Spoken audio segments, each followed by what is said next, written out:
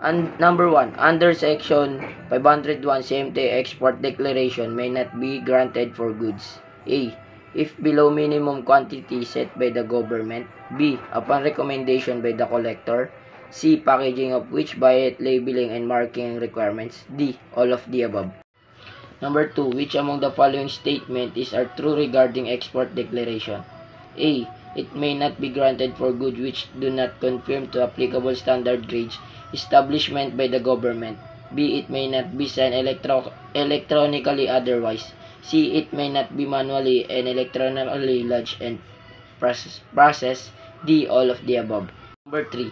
Pursuant to applicable rules of origin, the Bureau of Customs retains exclusive jurisdiction to determine origin of the goods for export.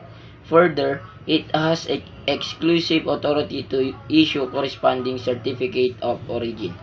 A. Both statements are true. B. Both statements are false. C. Only the first statement is true. D. Only the second statement is true. 4. As regards origin of goods for export, an exporter may adopt a self-certification system provided A. It is duly accredited by the Bureau of Customs or other authorized government agency. B. It export more than the minimum amount set by the Bureau of Customs. C. The certification is subsequently approved by the Commissioner. D. It has engaged the service of custom broker for the said purpose. Which among the following statements are true regarding liability of importer for duties, taxes, fees, and other charges? A. It constitutes a personal debt due and demandable against importer. B.